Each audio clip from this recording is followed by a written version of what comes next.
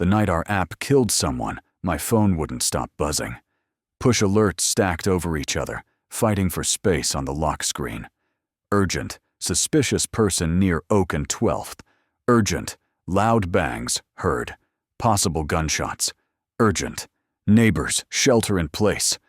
And then, the one that made my stomach turn to ice. Urgent, incident confirmed. 1 fatality. In the background, behind the vibrating phone and the glow of the screen, the TV was on mute. I didn't need sound to recognize the footage. Helicopter shot, police tape, flashing lights. The address banner on the bottom of the screen said everything. Oak and 12th, safe street incident. My incident, my neighborhood, my app. On the second line of the banner, in smaller letters, was the slogan I'd spent 6 months fighting marketing over. Powered by good neighbors. I stared at the words until they blurred. The first 911 call came in at 10:27 p.m. We only knew that because the operator tagged us when she logged it. Suspicious person, hoodie, pacing in front of the building. The kind of thing we heard 100 times a night across a dozen cities. The kind of thing Safe Street existed to catch early. By 10:54, someone was dead. By 11:03, Safe Street was trending for the first time in the company's history. Not because of a successful intervention, because of a video, because of a voice we thought we knew, because of the last sentence the killer said to the camera before the feed cut out. You're welcome, neighbors. Just doing my part to keep the street safe. Safe Street started, like most bad ideas, as a good one. Think of it as a neighborhood watch for the 21st century, our founder said, pacing in front of a slide with stock photos of happy families and sunlit cul-de-sacs. Real-time alerts, verified reports. No more waiting for the nightly news to tell you what happened 3 hours ago. The pitch was simple. Download the app. Join your zone based on your address. Get push notifications when someone nearby reports crime, suspicious activity, or emergencies. We pulled feeds from police scanners and 911 dispatch. We ingested city crime data. We let users add their own reports, photos, and videos. In theory, it was empowerment. In practice, it was gasoline and matches, politely packaged as a safety tool. Fear is sticky. It drives engagement. Engagement drives funding. I was hired to manage the numbers. Official title, Senior Data Analyst, Trust and Safety. Unofficial title, the guy who had to prove we weren't making things worse. Just show the board that neighborhoods with Safe Street see a reduction in crime, my manager, Raymond, told me on my first day. Or at least a reduction in feelings of crime. Feelings, I repeated. Perception is reality, he said, without irony. If people feel safer, they are safer. That's what we're selling. We had a whole team working on the feel safer part. Better maps, better icons, cleaner UI. We did not have a team for the next part. The thing that crawled out of the comment threads and started talking back. His username was Guardian317. The numbers meant nothing at first, just another random handle in the sea of Dog Mom and Mike from Maple Lane. He started as a reliable commenter. Hey, that noise at Pine and 3rd was just a car backfiring. I walked past 5 minutes ago, all clear. 42. Those guys in hoodies by the liquor store? That's the high school track team. They cut through there after practice. Not suspicious. 61. FYW, I saw that same white van yesterday. It's a plumbing company, not a kidnapper. 103. His comments were calm where others were hysterical. He de-escalated panic, corrected bad information, told people to call actual authorities when they were yelling at each other in all caps. We love users like that. Internally, we have a label for them. Stabilizers. Can we boost his replies? One of the product managers asked in a meeting. Algorithmically. If the guy's consistently right, let's make sure people see him near the top. Within reason, legal said. We can't make him look official. He's still just a user. We compromised. No special badge. No mod tag. Just a quiet little ranking nudge. If Guardian 317 weighed in on a thread, his comment floated. His voice became the voice of the reasonable neighbor. When we finally launched the beta of Community Guardians, our gamified program to highlight the most helpful members in each zone, marketing fought to use his handle as an example in the pitch deck. Guardian, the VP said, tapping the mock-up. Perfect aspirational username. Who doesn't want a Guardian on their street? The first time I pulled data on him, it was for a totally different reason. Raymond wanted a slide for an investor pitch. Give me a hero story, he said. Some user we can point to and say, look, this is the kind of person our platform surfaces. Digital Samaritans or whatever. I ran a query. Top 1% of users by helpful ratings. Consistent posting over 6 months. Cross-referenced with de-escalation flags. Situations where threads cooled down after their comment. Guardian 317 was near the top of every column. Comment velocity normal. IP addresses all local. No obvious bots or sock puppets. Just a highly engaged neighbor. Perfect, Raymond said, looking at the chart. We'll anonymize the handle for the pitch, but this is exactly the kind of story VCs eat up. He folded the printout. See, he said. Good neighbors. That was 3 months before Oaken 12th. The first time he scared me, it wasn't anything he said. It was what came after. 2 weeks before the shooting, there was a flurry of reports in a zone on the other side of town. Noise at odd hours, cars idling too long, people going in and out of a basement apartment. Classic next-door stuff. Drug den, one user titled their post. Didn't used to see this kind of thing before, another wrote. We need to clean up the block. The comments exploded. Kick them out. Call ICE. Always the renters. I saw a gun. At 72 comments, Guardian 317 weighed in. Before everyone lights their torches, he wrote, I live 2 streets over. Talked to the guy last month. He works nights at the hospital. His brother crashes on the couch sometimes. The customers you're seeing are Uber Eats and the girlfriend. If you're truly worried, talk to him in daylight instead of starting a witch hunt here. The thread cooled. A few people grumbled, but the tone shifted. Maybe it's nothing. Oh, okay. Sorry, didn't know. I remember feeling a little glow of pride. This is what we wanted. Bad impulses, redirected. Digital pitchforks, lowered. Then, 3 nights later, we got the push alert. Burglary suspects arrested near Maple and 9th. The police scanner feed filled in the rest. A trio of guys in hoodies trying door handles. 1 car stolen. Foot chase. Arrests. The address made my fingers freeze on the keyboard. Maple and 9th. 2 streets over from that basement apartment. In the internal dashboard, the incident tile pulled in user comments before and after the arrests. One of the top comments, written an hour before the burglary call, was from Guardian 317. Heads up, folks, he wrote. Saw 3 guys casing cars near Maple and 7th. Same group I've noticed cutting through after dark a few times this week. Might be nothing, but keep your lights on and your stuff out of sight. The timestamp on his post, 21:02. The first 911 call, 21:16. I sat back. He was right about the apartment, right about the plumbing van, right, again, about a real crime, in real time. Damn, I said out loud. What I should have said was, how? When you work with data long enough, you develop a superstition you don't admit just anywhere. You start to feel like patterns have personalities, clusters, outliers, the way certain numbers seem to like sitting next to each other. I wasn't supposed to notice any personality behind a handle. We have rules about that. Don't fixate. Don't overfit. Don't anthropomorphize IDs on a spreadsheet. But the night of Oaken 12th, watching Safe Street melt down in real time, it was impossible not to. The incident that triggered everything started small. A push alert. User report. Suspicious person. Oak and 12th image attached.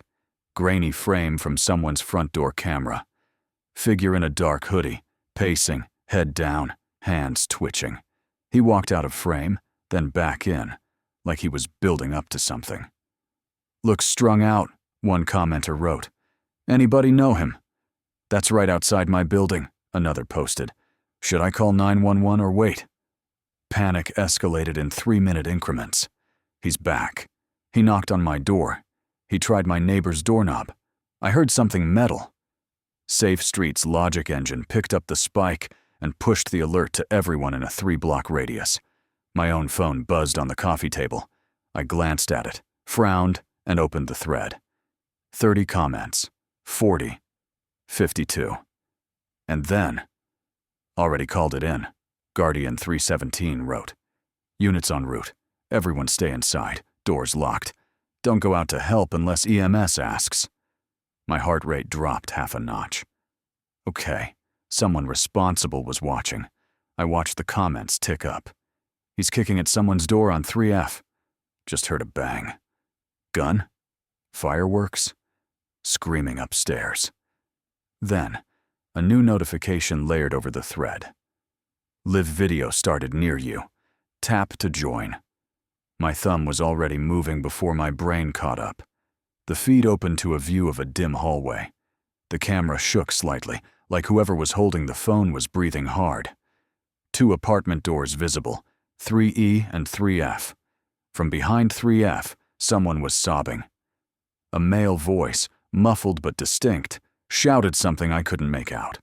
A thud. The sound of breaking wood. For a second, the phone's camera swung down, catching a glimpse of a hand. Gloved. Black. Phone gripped steady. It swung back up as the door to 3F burst inward. The screaming sharpened.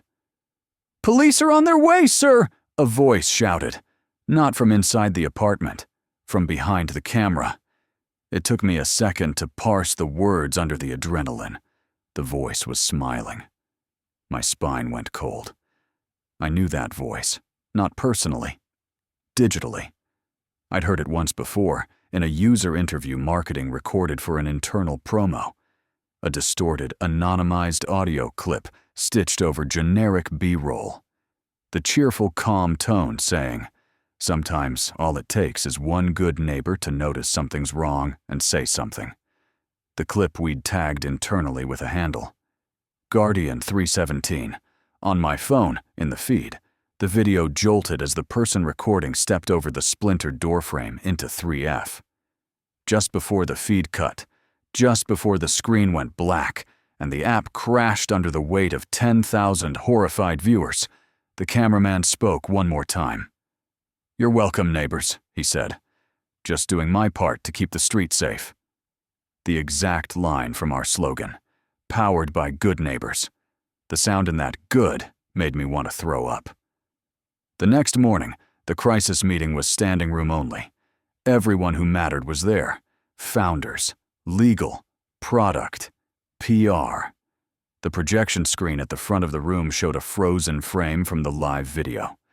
Door splintered, hallway dim, the wide-angle distortion of a phone camera. "First things first," legal said. "We are not admitting liability. The police will handle the criminal side. Our focus is platform safety and messaging." "Someone used our app to broadcast a homicide," PR said tightly, and quoted our tagline while doing it. "Messaging is a forest fire now, not a focus group." "She died?" someone whispered behind me. No one answered. We all knew. We'd all seen the second half of the video by then. Not live. Our systems had crashed under the flood, but in the copy pulled by law enforcement from the uploader's phone. I hadn't wanted to, but legal had insisted I be in the room. "You know the logs," she'd said. "We need you there when we talk about the user." The user? As if he was just another data point. As if there wasn't a neighbor lying in a body bag because he decided to do his part. "We need to know who that was," the CEO said. ASAP. All heads turned to me. User handle was anonymized on the public feed, legal said, but internally, we know where it came from. My mouth was dry. It was posted by a verified account, I said. Community Guardian Level 3 in that zone. What handle? The CEO demanded. I hesitated. Saying it out loud made it too real. Guardian 317, I said. The room went very, very quiet. Our Guardian, Raymond said. The same one from the decks? The stabilizer? Yes, I said. Impossible, someone from Community Trust snapped. He's been de-escalating threads for months. This has to be a hijack, a stolen phone. I pulled device IDs, I said. It's the same phone he's always used. Same IP clusters. Same movement patterns. Last ping before last night's video was from his apartment 2 blocks away. Then he moved toward Oak and 12th. Then the stream started. And then? Legal asked. Then nothing, I said. No further pings. The phone went dark. Police? The CEO said. They're trying to locate him, Legal said. No answer at his registered address. No response to calls. They've put out a bolo. In their eyes, he's now a suspect, not a source. How did we not see this coming? Someone from safety muttered. How could we? Raymond shot back. We built a tool. We can't read minds. I stared at the frozen frame. I thought about basement apartments, and guys in hoodies, and 3 kids caught jiggling door handles. I thought about someone who always seemed to be looking in the right place at the right time, with the right tone, in the right thread. It's not about reading minds, I said quietly. What then? The CEO asked. It's about noticing when someone knows too much, I said. Too fast. Too often. Legal frowned. Are you saying you saw something? She asked. Before this? I thought of the Maple and 9th burglary, the timing, the heads-up post. I thought of how proud we'd been. Not clearly, I said. Not enough to raise a flag. At the time, it looked like a user being observant. That's exactly what we wanted. And now? She pressed. Now, I said. It looks like someone who enjoys being at the center of every incident in their radius. Someone who uses our system the way an arsonist uses a fire alarm, as part of the thrill. PR rubbed his eyes. So the story becomes, he said, we created a platform for vigilantism. And surprise, we got a vigilante. Or a killer hiding behind the language of safety, Legal said. Same thing, PR muttered. The CEO looked at me. What can you actually prove? He asked. With data. Not vibes, I swallowed. I can show patterns of his activity, I said. Correlations between his posts and certain types of incidents, clustering around his physical location, anomalies in how early he reports compared to others. Will that hold up in court? Legal asked. I shook my head. It might hold up in a pitch meeting, I said. As a story about a hyper-vigilant superuser. As evidence, not yet. Then build yet, the CEO said. We can't afford to be blindsided again. The meeting moved on to talking points and damage control. We would express shock and sadness. We would cooperate fully with law enforcement. We would re-examine our safety protocols. We would not say out loud what everyone was suddenly thinking. What if we built a platform that doesn't just attract good neighbors? What if we gave someone who wanted to be the main character in every local tragedy a spotlight, a script, and an audience of thousands? That night, when the statements were drafted, and the lawyers were done, and the TV anchors had moved on to the next shiny horror, I stayed late. The office was empty. The city outside the windows hummed, unaware that somewhere on Oak and 12th, hot blood had dried under yellow tape. I opened a console window and pulled a query I wasn't supposed to pull. All activity for user ID not on 122973. All posts, all comments, all helpful ratings, all device pings. That was his internal ID. Guardian 3 out of 10 was just the costume. Lines of logs scrolled by. Timestamps, lat long pairs, thread IDs. At first, nothing looked strange. comment in a thread about a power outage, a no big deal on a noise complaint, a warning about kids playing in the street. Then, 3 months back, a report. User-initiated incident. Woman screaming in alley near Pine and 3rd. Initiated by 10.973. Location, 50 meters from his usual home ping. 11 minutes later, police. Call 911. Domestic disturbance, same location. 23 minutes after that, user comment by 121 Heard the sirens. Looks like they got there in time. Glad someone called. Someone. 2 weeks after that. User comment. Hey neighbors, heads up. Saw a guy in a gray hoodie checking doorknobs near Maple and 7th. Might be nothing, but I don't like his vibe. 14 minutes later. Police. Scanner, 911. Burglary in progress, Maple and 9th. 3 nights after that. User comment. Noise at Pine and 3rd is just the night shift nurse and his family. Please don't harass them. I scrolled. Dozens of little moments where he was there just before or just after something happened. Sometimes calming, sometimes warning, sometimes narrating. My fingers hovered over the keyboard. I ran one more query. Locations where his device had been within 100 meters of a confirmed incident in the 8 hours before it happened. The screen filled with matches. Too many. I added a filter. Exclude his home. Exclude his work. Exclude bus and train routes. The number dropped, but not enough. I stared at the ugly, undeniable cluster of coincidences. Somewhere in my gut, a knot I hadn't admitted was there tightened. We had been so excited to have a guardian in the data. We had never stopped to ask who exactly he thought he was guarding. The last coordinates in the log stopped my breath. They weren't at Oak and 12th. They weren't at his apartment. They were from 3 days before the shooting. Time, 17:23. Location, 0 kilometers from my office. Not the street, the building, our building. He'd been here, at Safe Street HQ. 3 days before he put on gloves, walked into a neighbor's apartment, and murdered a man on camera using our tagline like a punchline. The system flagged it as a normal office visit. Community focus group, gift card issued. My fingers numbed on the keyboard. I clicked open the attendance list for that focus group. 8 names, 7 I didn't recognize, 1 I did. Participant number 3, Daniel, 34, works freelance, lives near Oak and 10th, username, Guardian318. The notes at the bottom of the doc were from the UX researcher who'd run the session. Very engaged, she'd written. Deeply believes in mission. Knows app inside out. Should consider inviting to future advisory board. Possible face of campaign, if willing.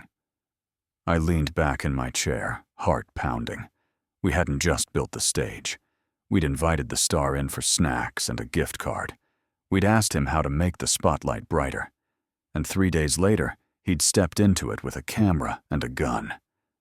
I sat in the dark office, surrounded by screens and charts, and realized something that had nothing to do with crime statistics or user engagement. I had no idea who Guardian really was. But I was the one person in the company who now knew exactly where he lived, where he walked, and how often his shadow had passed through the ugliest parts of our map. The police were looking for a suspect. The press were looking for a villain. Our investors were looking for a scapegoat. And all of them were staring at the video, not the logs. I closed my eyes. In the darkness behind my eyelids, the last frame of the stream burned like an afterimage. You're welcome, neighbors. If I was right about what the data was really saying, then everyone had been asking the wrong question since the moment that video cut off. Not, how could he do this? Not, why didn't we stop him? Something simpler, something worse. Who did we think we were handing the neighborhood to when we built an app and called the most obsessive voice in the feed our guardian? And more important, what else had he already done that we had helped hide under the comforting noise of good neighbors looking out for one another? I opened a new file, For my manager, for legal, for the police if they'd listen. But also, maybe for someone else. For the tens of thousands of people who had downloaded SafeStreet, thinking they were safer with it than without it. I named the file Guardian Pattern V1. Then I started typing. Because if there's one thing worse than building a platform that helps a killer feel like a hero, it's realizing you might be the only person left who can prove he's been writing this story with us from the beginning, and that the body at Oak and 12th was probably not his first victim, just the first one who died in public. The first time I saw his real face, it wasn't on the video. It was in a JPEG a detective slid across a table. Plain conference room, cheap coffee. Frosted glass with SafeStreet stenciled on it in friendly blue letters. On the laptop in front of her, she clicked, and the live stream still we'd all been staring at for days shrank to a thumbnail. Door smashed in, camera in hand, gloved fingers. Then she opened another file. "Here," she said. "This is your guardian." The man in the photo looked ordinary. 30-something. Dark hair, buzzed short. 5 o'clock shadow. A face you'd pass on a sidewalk and forget by the time you reached the corner. He was sitting in a folding chair, a SafeStreet branded tote bag at his feet, a paper cup of coffee in his hand. Behind him, on the wall of a different conference room, our logo grinned down like a witness. His sticker said, "Hello, my name is Dan." "From your focus group," Detective Alvarez said. 3 days before Oak and 12th, I swallowed. "You got this from us?" I asked. She shook her head. "Your UX team was very cooperative," she said. "But I didn't need their files. He posted this himself." She clicked again. The same photo appeared in a different context, a social media screenshot. Captioned, "Great session at SafeStreet HQ today. Good neighbors getting safer." Community turned to a guardian. His handle was blurred out in the police copy, but I didn't need to see it. I knew how he thought of himself. "What's his full name?" I asked. Alvarez leaned back. "Daniel Harper," she said. 34. Freelance IT. Lived near Oak and 10th. No prior felonies. One dismissed misdemeanor from his 20s for obstruction at a protest. She flipped to another photo. Driver's license. Different angle. Same eyes. I'd expected something in them. A glint. A hardness. A clue. They were just eyes. "Neighbors say he's the guy you call when you can't figure out why your Wi-Fi's slow," she said. "Mows his elderly landlord's lawn. Returns packages from the wrong doors. Talks about zoning laws at block parties. Real monster, huh?" I stared at the screen. "He killed someone," I said. She nodded once. "Yes," she said. "He did." The detectives had been at our office all morning. Bad coffee, bad air, worse questions. "What did you know?" "When did you know it?" "Why was this user boosted?" "What does Community Guardian Level 3 actually mean?" Raymond had tried to run interference.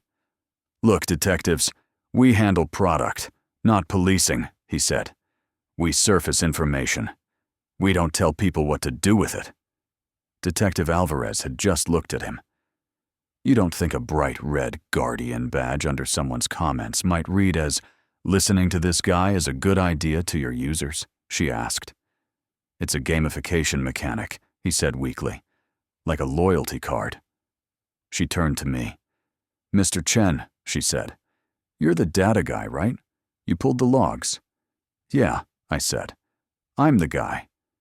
"Then we'll talk to you separately," she said, "without the brand deck." Now, in the little side room, it was just the three of us. Me, Alvarez, and the JPEG of our monster looking perfectly normal with a tote bag. "Walk me through what you've got," she said. I opened the file I'd started the night after the shooting. Guardian Pattern V1. Rows and rows of incidents, and coordinates, and timestamps. "Harper's handle is Guardian 317, I said. He's been on the platform for just under a year. High engagement, high helpful scores from other users. He de-escalated a lot of ugly threads. He also shows up. A lot. Shows up? How? Her partner, a quiet guy named Morales, asked. I scrolled. Here, I said. User-initiated incident report under his ID. Woman screaming in alley near Pine and 3rd. Police got a 911 call from the same location 11 minutes later. Domestic disturbance. Arrest made. Could be coincidence, Morales said. Sure, I said. On its own. Next one. Saw guys checking door handles near Maple and 7th. Keep your stuff locked up. 14 minutes later, burglary call at Maple and 9th. Suspects matching his description. People notice things, he said. That's what your app wants them to do. I know, I said. Now, fast forward 2 months. Noise complaints about a basement apartment. People in the zone think it's a drug den. He talks them down, says it's just a nurse and his brother. That one probably saved someone from getting doxxed. So far, this sounds like a poster boy, not a perp, Alvarez said. I nodded. That's the problem, I said. He played the role so well, we never thought to ask why he was always in the right place at the right time. I hit another key. The map view opened. Dots glowed on the city grid. Red for confirmed crimes. Gray for user reports. Blue for his device pings. The closer you looked, the more they bled together. Anywhere within 100 meters of his home address, we ignore, I said. Same with the co-working space he uses. But even discounting that, you see the pattern? Alvarez leaned forward. She wasn't a data person, but you don't need to know SQL to feel a chill when you see the same little blue dot haunting half your worst nights. When did he start this? She asked. Depends what you mean by this, I said. Don't get cute, Morales said. I'm not, I said. If you mean posting helpful comments day one, if you mean hanging around near bad things about to happen, I zoomed out. Around the time we launched Community Guardians. The badge, Alvarez said. Yeah, I said. The badge. The leaderboard. The whole be the hero of your neighborhood thing. We lit up a scoreboard. He started playing harder. Raymond's voice echoed in my head. Perception is reality. If people feel safer, they are safer. Do you have anything that ties him directly to violence? Morales asked. Before Oak and 12th? I hesitated. We'd all seen the clip. We all knew what he'd done there. But before that, Harper had been a ghost, always nearby, never provably the one holding the knife. Not with the certainty you need in court, I said. What I've got are probabilities and proximity, a lot of them. I clicked on one older event, user report. Man on bridge seems off, staring down over edge. Initiated by 12973. Time, 2351. 2 minutes later, user comment by 12973. Talk to him, just a bad day. Walking him off the ledge, literally, all good. Police logs, no response sent. Caller canceled. Could be true, I said. He could have talked him down. Could also be he gave him a push and decided not to share that part, Morales said. The bridge camera had been offline during that window. Maintenance, the city said. The thing is, until Oak and 12th, we never had him on tape actually doing anything, I said. Just orbiting. Alvarez closed the laptop gently. And now you do, she said. Now we all do. She tapped the conference table. I'm going to be straight with you, Mr. Chen, she said. Your logs are going to help us, but only if you stop trying to save face for your company and start treating this like what it is. What is it? I asked. Not a PR problem, she said. A pattern of stalking and escalating behavior, enabled, gamified, and applauded by your platform. The jury is going to love that. I'm not trying to save face, I said. I'm trying to figure out where he understood the system ends, and we built the system for people like him, begins. From where I sit, she said. That line doesn't matter to Sarah Nolan. She stood. Send me everything, she said. Raw logs, not just the pretty charts. If we can connect him to any other unsolveds, we will. What about you? I asked, before I could stop myself. Me? She said. Do you think he started killing because of us? I asked. Or do you think he would have done it anyway, and just found another stage? She paused in the doorway. You're looking for the answer that hurts less, she said. Don't. Then she left. For 3 days, the office lived in a kind of suspended animation. We kept the lights on. We pushed a hotfix to slow down live streaming. We met with lawyers, investors, crisis consultants. We did not talk about Daniel Harper like he was a person. He was the suspect in press releases. User 102973 in legal's emails. An outlier in a slide deck someone from product tried to put together before Raymond told him to shut it down. Don't say outlier, PR said. It sounds like we expect more of him. You think there aren't more? I said quietly. They both looked at me like I'd farted in church. We're talking about one user, PR said. One tragedy. Singular, not systemic. I've got a dozen borderline cases in his activity alone, I said. And that's just one zone. We can't control what people do with information, Raymond said. We just provide the pipes. We aimed those pipes, I said. We decided who gets amplified. We built little gold stars and handed them to the most obsessive voices in every neighborhood and said, tell everyone what's really going on. Calm down, he said. You're exhausted. Go home. Get some sleep. I did go home. I did not sleep. Around midnight, my phone buzzed on the nightstand. For a second, my heart jumped. Some primitive part of me braced for another Safe Street alert. It wasn't the app. It was an unknown number. No name, no avatar, just a message. Enjoy the pattern? I sat up. The room felt suddenly too small.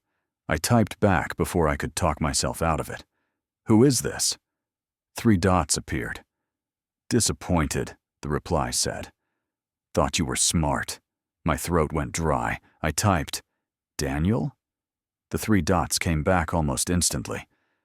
Good neighbor, he wrote. You should know my name by now. For a second, my fingers froze over the keyboard. Then I opened my laptop, yanked the logs, and checked. No new login from his device. No Safe Street session. Phone number wasn't on file for his account. He wasn't inside the system. He was just texting me. How did you get this number? I wrote. Silence. Then, you used it when you ran the focus group, he answered. Remember? You said, if you think of anything else after, text me. We love feedback. I had said that. I'd forgotten. He hadn't. What do you want? I typed. The answer came back in 2 parts. See if you'd notice. See if you'd blame me or yourself. I stared at the messages. Somewhere in the city, there was a man the police hadn't found yet. A man who'd walked into a neighbor's apartment with a camera and a gun and used my employer's tagline like a sick joke. And he was having a late-night text conversation with the guy who'd built his highlight reel. Why did you kill him? I typed. Why Oak and 12th? For a long time there was nothing. The little typing bubble flickered, vanished, flickered again.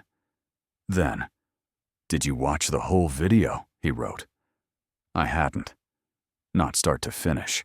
I'd seen the abbreviated version the detectives had shown us, trimmed for relevance. I scrolled back through my email. There it was, a secure link from legal for incident review purposes. My finger hovered. Then I tapped. The raw footage opened. Same hallway, same 2 doors, same splintered frame.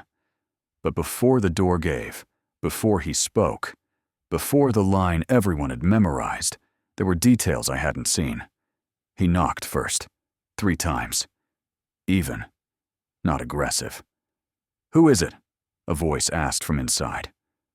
Safe Street, he said. Your neighbor. I saw someone messing with your door on the app, came to check. He sounded calm, reassuring.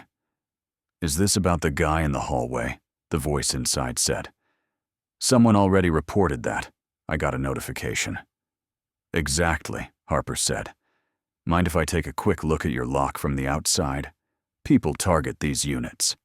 Silence. Chain sliding back. Deadbolt turning. The door cracked open. From the angle of the camera, all I could see was a sliver of a man's face, pale in the dim light. There was fear there already. He'd read the same thread, seen the same grainy motion clip of someone pacing. He was part of the same story. The door opened wider. That's when Harper stepped forward, hard, shoulder slamming into the wood, snapping the chain. The rest the police had shown us. The flash of movement, the chaos, the shouting. But hearing the setup changed something. This wasn't random. He'd used our language like a key. I'm your neighbor. I saw it on the app. I came to check. Not a lie exactly. Just weaponized truth. I paused the feed. Yes, I texted back. I've seen it. Then you know, he wrote. He let me in. My fingers curled. You lied, I wrote. You used the app to get in. You built it, he answered. I just spoke the language. A picture of our login screen flashed in my head. Trusted. Verified. Guardian. Why him? I wrote. Why that night? This time, the reply took longer. Thread 69324, he wrote. 2 weeks ago.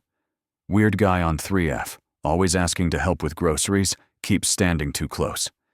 I frowned. I opened the internal dashboard, pulled up the thread ID he'd sent. There it was. A user in Oaken 12th's zone had reported a creepy neighbor in 3F. Comments about how she looked, offers to walk her home from the bus, standing too close in the elevator. Some commenters called her paranoid. Some said, trust your gut. One said, put a camera up. At the bottom of the thread, a familiar handle. Guardian 317. Trust your instincts. Some people only understand consequences. I hadn't read that thread when it was live. There had been dozens like it. Are you saying he deserved it? I typed. I waited. He answered with 3 messages in a row. Neighbors complained. Police did nothing. I closed the loop. My stomach turned. You're not the police, I wrote. No, he replied. I'm the part that survives after they leave. I stared at the screen. In the other room, my TV was still muted. Some commentator was yelling into a camera about app-fueled vigilantism, while stock footage of our logo played on a loop. What about the others? I typed. The bridge? The burglaries? How many times did you close the loop? There was a long pause. Then, you could find out, he wrote, if you really wanted to. How? I wrote. A link appeared. A non-file Shalogs G317. I didn't click it. Every security instinct I had screamed. Legal would have a stroke. It would lose their minds. The detective would either hug me or arrest me. You want me to open that? I wrote. I want you to decide if you're just a man with charts, he replied, or if you actually care what they mean. My thumb hovered over the link. If this was malware, I'd know fast enough. If it was what he claimed. What did he claim exactly? He hadn't said. He didn't have to. I closed my eyes. Then I did the thing I knew I shouldn't. I tapped. It wasn't a virus. It was worse. The folder was a mirror of our own. Exports from Safe Street. Screenshots of threads. Screen recordings of his own posts and locations, annotated in a neat, obsessive hand. He'd circled timestamps, underlined addresses, drawn little arrows between my username in the focus group notes and his own. You weren't the only one watching patterns, the next text said. I scrolled. He'd been keeping his own ledger. Woman on bridge, 0314, talked down, no police response. Man with bat at bus stop, 0502, stayed visible till patrol car came, then left. Basement nurse, 0719, false alarm, corrected thread. Next to some entries, he'd added marks, a circle, a check, or an X. I knew what the X meant before I read the captions. Alley behind Pine and 3rd, 0527, man beating partner, pulled him off, broke arm, police, logged as fall. Parking lot by grocery, 0809, guy waiting in car every night, watching kids. Snuck photo, sent to cops. Car stopped appearing. Bridge, 0922, came back hours later, rail empty, no body pulled. Don't know outcome. Do you keep score? I texted. Is this a game to you? He answered almost at once. You keep score, he wrote. Stars, badges. Top guardians this week. I just started keeping it for real. You killed a man, I wrote. He terrorized a woman for months, he replied. Ask her which part she thinks is worse. I thought of the original thread, usernames complaining. Someone do something. Nothing ever changes. We had given them a place to vent, nothing more.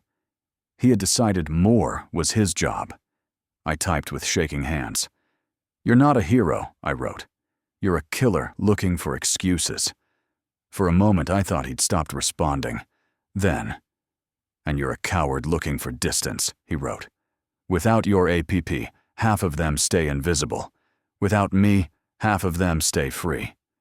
We built this street together. He wasn't entirely wrong. That was what made it so revolting. I could feel myself starting to rationalize, to dissect, to turn this into an interesting case study. No, I wasn't a detached analyst here. I was the one holding the wire while someone else ran current through it. I took a screenshot of the entire exchange. Then I did what I should have done the minute that first text came in. I called Detective Alvarez. She arrived at my apartment 20 minutes later, hair pulled into a messy knot, suit jacket thrown over a t-shirt. You should have called the second he contacted you, she said, scrolling through the messages on my phone. I know, I said.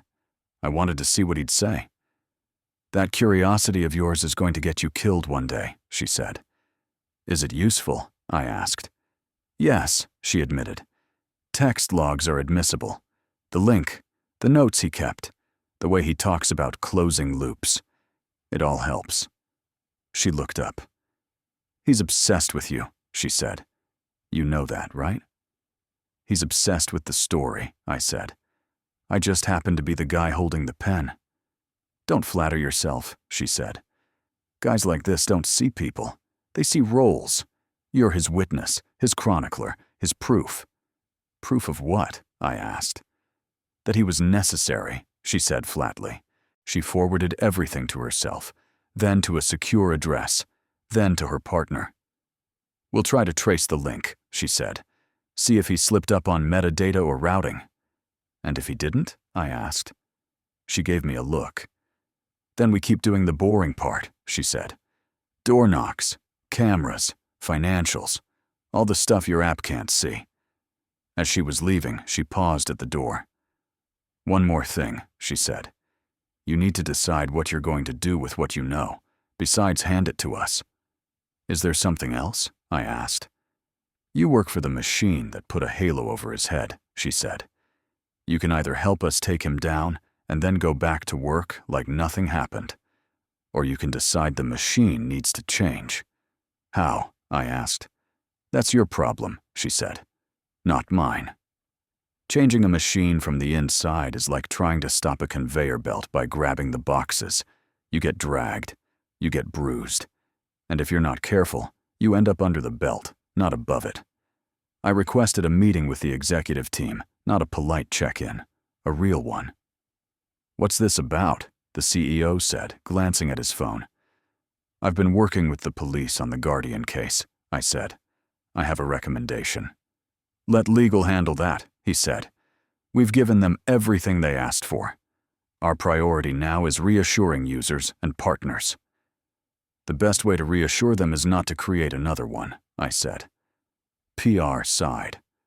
Another Guardian? He repeated. We've already suspended the Community Guardian program in all affected zones. We put out a statement. We're good. We're not good, I said. Suspending badges is cosmetic.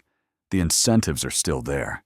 The little hit of power people get when their comment floats to the top, when the app confirms their worst fears, when the neighborhood treats them like a prophet. That's engagement, Product said. That's literally the business model. The business model attracted a vigilante with a messiah complex, I said, and then we handed him a megaphone and a feedback loop. Silence. Then the CEO leaned forward. What exactly are you proposing? He asked. 3 things, I said. 1. Kill the hero language. No guardians, no street leaders, no top protectors. Just neighbors. Equal. Branding, PR muttered. 2, I said, ignoring him. Break the reward loop. No public leaderboards for most active reporters. No star system that makes people feel like they're in competition to be the most alarmed person in their zip code. That will hit usage, Product said. People like seeing their name. 3, I said. Build friction into how and when we show user reports. Slow certain alerts down long enough for a moderation layer to catch obvious targeting or vigilante framing. We can't be liable for not pushing alerts fast enough if something bad happens. Legal cut in. We're already on thin ice. We are on thin ice because we pushed an alert about a suspicious person so fast and wide that a guy like Harper decided he was deputized, I said. We taught him that if he moved quickly enough, he was part of the response. The CEO rubbed his temples. What you're asking, he said slowly, is for us to make the product less addictive. Yes, I said, and less flattering to people who see fear as a mirror. That's not a trivial ask, he said. Neither is living with a body count, I said. Raymond looked between us. Even if we wanted to do all that, investors will ask why, he said. We can't say, because we built a vigilante. Legal will have an aneurysm. We say we're maturing, I said. We say we're focusing on verified sources, official channels. We say we're aligning with best practices. You can spin it. They looked unconvinced, so I played my last card. If you don't do it, I said quietly, that file Alvarez is building isn't just going to be State versus Harper. It's going to be State versus Harper, with Safe Street as the ecosystem. I let the word sit there. Ecosystem. The polite tech jargon for Petri dish. You think they'll come after us? The CEO asked. I think they already are, I said. I think the only question is whether we get to say, we saw the problem and changed, or whether we look like we're still selling badges to the next guy when this goes to trial. That landed. Fear is sticky. It drives engagement. It also drives executive decisions. Draft a proposal, the CEO said finally. Something we can ship in phases. We'll run it by legal. It wasn't a Crusaders' victory. It was a crack. You learn not to ask for more than that. Detective Alvarez called me a month later. We got him, she said. For a heartbeat, the room tilted. Harper? I asked. Yes and no, she said. He's dead. My throat went dry. How? I asked. Couple hiking 50 miles north found a body in a ravine, she said. Weather and wildlife did their work, but the teeth are his, the jacket is his, and his phone was 10 feet away under a rock. Suicide? I asked. We think he slipped, she said. The terrain up there is rough. No signs of a struggle. No note. His browser history is useless now, thanks to the weather. But there's one last interesting thing. What? I asked. He didn't go up there alone, she said. He checked into a campground under a fake name. 2-person site. Who was the second person? I asked. We don't know, she said.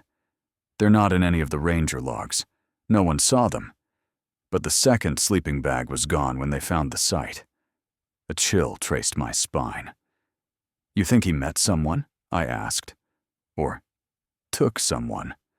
We found food wrappers for 2, she said. 2 sets of footprints going in, 1 set coming out, then a slide where he fell. She hesitated. One other thing, she added. Phone was wiped, Factory reset. But there was one unsent draft in his notes app. Single line. What did it say? I asked. She read it. Good neighbors don't stay lonely forever. I closed my eyes. You think he recruited? I asked. I think people like that don't like to die believing they're the only ones, she said. You've seen your platform's numbers. How many guardians did you have before you shut it down? Too many, I said. Then you tell me, she said. Did you build one? Or did you give a bunch of them the same costume? The line hummed softly between us. Either way, she said. This particular nightmare's over. I figured you should know. Thanks, I said. After she hung up, I stood in my kitchen for a long time, staring at nothing. Then my phone buzzed. For a second, my heart lurched. Unknown number. No name. But it wasn't him. It was a safe street notification. The new version, shipped under pressure and disclaimers. Community. Notice. Noise complaint. 5th and Linden, moderated. Below it, in smaller font. This report has been reviewed. Please avoid speculation in comments and contact local authorities for emergencies. I opened the thread anyway. Old habits. People were still people. Fireworks. Gunshots. Car backfiring, relax. At the bottom, a new voice. Calm neighbor 22. Walked past just now. It's a busted muffler on an old Honda. Annoying, not dangerous. I get that we're jumpy these days, but let's save the panic button for real trouble. The tone was familiar, measured, reasonable, stabilizing. My stomach tightened. We hadn't re-enabled badges. We hadn't rebuilt leaderboards. But the algorithm still floated his comment to the top. High engagement, high helpful taps. I clicked through to the profile. No photo. Join date, 3 weeks ago. Activity, dense and earnest. A part of me wanted to start another pattern file. Another Guardian, pattern V1, watch, track. Wait. Instead, I did something small and stupid and human. I tapped helpful on his comment. Then I put the phone face down and walked away. Because the truth is, we didn't build a monster out of nothing. We built a mirror. We held it up to our neighborhoods and said, "Show us what you're afraid of." Most people saw stray cats and loud cars and teenagers in hoodies. One man saw a stage. He stepped onto it. He performed his idea of justice until the ground gave way under him. Now he was gone. The stage was still there. The lights were still on. And somewhere, in thousands of quiet apartments and lit screens, other people were watching, scrolling, waiting for a chance to feel like the main character in the story of a safer street. I don't know if I made it harder for them. I hope I did. I know I'll spend the rest of my career staring at patterns, trying to tell the difference between a good neighbor and a guardian, before the line between them fractures into another headline. The night our app killed someone, my phone wouldn't stop buzzing. I'm not sure it ever really will again. Not for me. Not now that I know how loud a good neighbor can get when you give him an audience big enough to drown out the screams.